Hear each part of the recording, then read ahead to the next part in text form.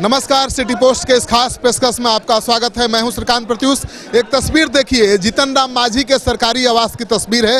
यहां पर सैकड़ों की तादाद में पार्टी के कार्यकर्ता नेता जमा है। यहां पर मिलन समारोह चल रहा है। तो चुनाव आने वाला है, विधानसभा का 2020 में चुनाव होना है और उसके पहले सभी पार्टियां चुनाव की तैयारी में जुट गई हैं।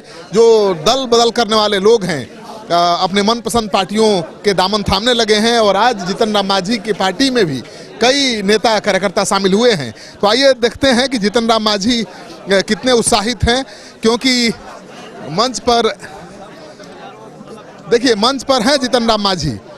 सर, आज कितने लोग आपकी पार्टी में शामिल हो रहे हैं और कितनी बड़ा दिन है आज? ये नम्मा हमरा लिख के हम भुला जाइए, तीनों का नाम लिख एक मिनट ठहरिए ना। हाँ, नंबर लिख के देना बाबू।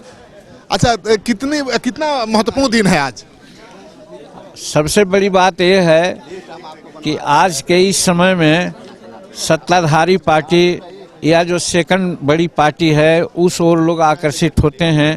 तो लगता है कि भाई एक चीज़ है, लेकिन हिंदुस्तानी अवाम मोर्चा सेकुलर जो गरीबों की पार्टी है, सबसे छोटी पार्टी है और आज यहाँ सैकड़ों की संख्या में विभिन्न सामाजिक क्षेत्रों में इम्पोर्टेंट आदमी लोग आए हैं और सदस्यता ग्रहण किए हैं और आजीवन सदस्य भी बने हैं। सदस्य तो बने ही हैं, आजीवन सदस्य भी बने हैं कुछ लोग इसमें से। तो इसलिए आज हमारे हिंदुस्तानी अवाम मोर्चा सेकुलर के इतिहास में एक अच्छी कड़ी है और हमको पूर्ण विश्वास है। ऐसा लगता है कि भले आप लोग मीडिया के लोग हमको न जगह तरजीह दें या बड़े बड़े लोग भले नाम लेने में शौक चाहें, लेकिन आम जन के दिल में जीतन मांझी बैठा हुआ है। उसका 34 निर्णय आम जनों को प्रभावित कर रहा है, प्रेरित कर रहा है और वो इको हो रहा है।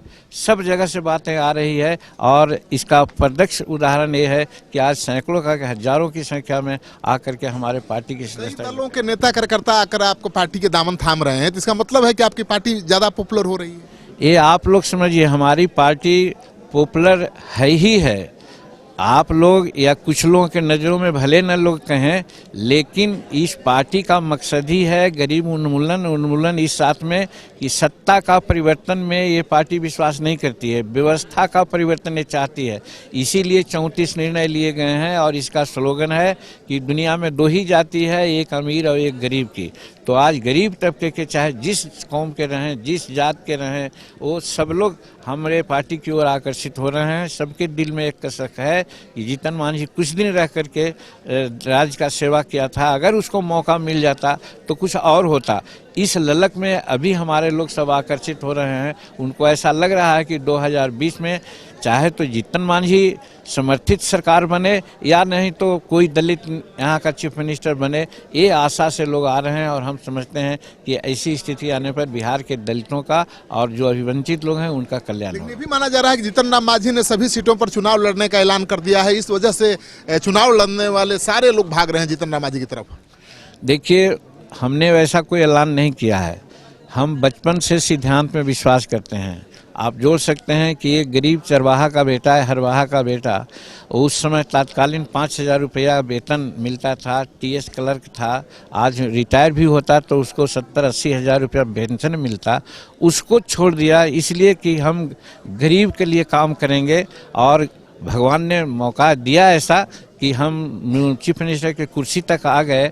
रही बात कि हम वैसे लोगों के लिए काम करना चाह रहे थे और किया है जिसके बारे में कोई नहीं सोचता था। और जैसे अनएम्प्लॉयड एजुकेटेड हैं, उनको 5,000 रुपया बेरोजगारी भत्ता हम देने की बात किया था, कोई नहीं आज तक सोचा था। महिला लोग हैं, बच्चा क्लास से लेकर पोस्ट ग्रेजुएट तक उनकी पढ़ाई फ्री करने का हमने ऐलान किया था। किसान को हमने 5 एकड़ ज़मीन देने के वाले को बिजली माफ़ करने की बात किया था। उर्दू शिक्षकों की बहाली किया था और मौलाना मजरूल हक यूनिवर्सिटी को ज़मीन दिया और उसमें पढ़ाई शुरू करवाया। ये सारा काम ऐसा था कि जिससे सब तबके के लोग प्रभावित हैं और सोच रहे हैं कि अगर जीतन मांझी एक इस रूप में आ जाए सरकार में कि उसका बात चले, उसके लोग ज़्यादा से ज़्यादा संख्या में आवेंगे, तो जीतन मांझी का जो सिद्धांत है उसका अनुपालन होगा, जिससे व्यवस्था में बदलाव होगी और बिहार खुशहाल हो सकेगा। आपकी पार्टी कितनी सीटों पर लड़ने में सक्षम है? अभी ये बात तो आपसे हम नहीं कहेंगे, ये तो रणनीति का बात है। हमारी बात एक जी कि हम लोग सभी सीटों पर अभी कर रहे हैं प्रयास, इसलिए भी कि मान लीजिए कि हम कुछ कम सीट पर लड़ेंगे तो जिससे हमारा अलायंस होगा उसको हम वहाँ मदद करेंगे। इस लिहाजा में बिहार के 242 सीट पर हम लोग चुनाव लड़ने की तैयारी कर रहे हैं और सदस्यता अभियान लगभग 30 तारीख को हम लोग समाप्त करेंगे और उसके बाद फिर जिला स्तर पर हम लोगों का कॉन्फ्रेंस का चलेगा और कुछ समस्याओं के लेकर आंदोलन की बात की गया से शुरू करने जा रहे हैं। गया में 1700 एकड़ जमीन की बंटवारा होने के संबंध में विभिन्न अवसरों पर सभी पदाधिकारियों को लिखते रहे, जिसमें 1100 परिवार इन्वॉल्व हैं। आज तक कोई काम नहीं हुआ है। आज नोटिस दिया है हम जिला पदाधिकारी गया को कि 25 दिन के अंदर अगर कार्रवाई नहीं करेंगे तो हम कमिश्नर ऑफिस के सामने धरना प्रदर्शन करेंगे, जिसमें जीतन मांझी भी शामिल होगा। तो मेरा कहने का मतलब है इन सब बातों से लोग प्रभावित हो रहे हैं।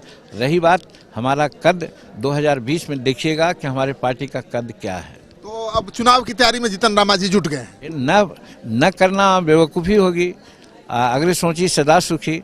हम लोग तो यही कर ही रहे हैं कि जिससे व्यवस्था का भी चेंज हो और व्यवस्था के चेंज के साथ साथ जो जीतन मांझी 9 महीना में किया था उन सारी बातों को एकदम 100% अनुपालित कर दे। आपने देख लिया कि जीतन राम मांझी चुनावी तैयारी में अभी से जुट गए हैं और उनका कहना है कि उनकी तैयारी तो सभी सीटों पर लड़ने की होगी, लेकिन जब महागठबंधन में बात होगी सीटों के बंटवारे को लेकर तो बात करेंगे और देखेंगे कहां से उनकी पार्टी जीत सकती है, कहां से उनकी पार्टी किसी दूसरे को जिता सकती है।